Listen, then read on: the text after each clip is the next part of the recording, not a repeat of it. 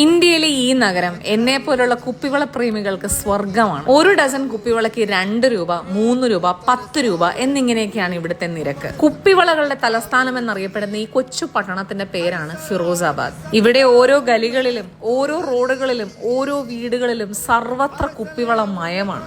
കുപ്പിവള നിർമ്മാണവുമായി ബന്ധപ്പെട്ട് ഏകദേശം 2000 ഫാക്ടറികളും 5 ലക്ഷത്തോളം മനുഷ്യരുമാണുള്ളത്. വിവിധ വർണ്ണങ്ങളിലുള്ള ഈ വളകൾ ഉണ്ടാക്കുന്നതിന് പിന്നിലെ അധ്വാനത്തിന്റെ കഥ അത്ര നിറമുള്ളതല്ല. അസഹനീയമാം വിധം ചൂടുള്ള ഈ ഫാക്ടറികളിൽ മണിക്കൂർ കണക്കിന് മനുഷ്യർ അധ്വാനിച്ചിട്ടാണ് ഓരോ വളയും പിറവിയെടുക്കുന്നത്.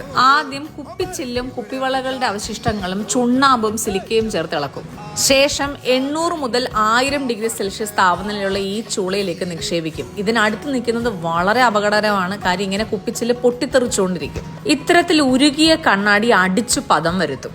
ശേഷം 800 ഡിഗ്രി സെൽഷ്യസിൽ ഇതുപോലത്തെ കമ്പികളിൽ ചുറ്റി കുപ്പിവളകളായി മാറും. ഇത്തരത്തിൽ പുറത്തു വരുന്ന കുപ്പിവള സ്പ്രിംഗ് പോലെ ഏകദേശം കൂടിച്ചേർന്ന നിലയിലായിരിക്കും. കൂടിച്ചേർന്ന വളകളെ ഒരു ബ്ലേഡ് കൊണ്ട് മുറിച്ചു മാറ്റി വേർതിരിക്കും. ശേഷം പല പല വീടുകളിൽ സ്ഥാപിച്ചിരിക്കുന്ന യൂണിറ്റുകളിലേക്ക് അയക്കപ്പെടുന്ന ഈ വളകൾ ചേച്ചിമാർ ഇതുപോലെ കൂട്ടിച്ചേർത്ത് വിളക്കും. ശേഷം ഡിസൈനിങ് യൂണിറ്റിൽ പോയി മനോഹരമായ പാറ്റേണുകൾ വരച്ചു ചേർക്കുകയും കല്ലുകൾ ഒട്ടിച്ചു ചേർക്കുകയും ചെയ്യുന്നു. ഒടുവിൽ തരുണിമണികളുടെ കയ്യിൽ കിലുകില കിലുങ്ങണ കുപ്പിവളകളായി ഇവയെത്തുന്നു.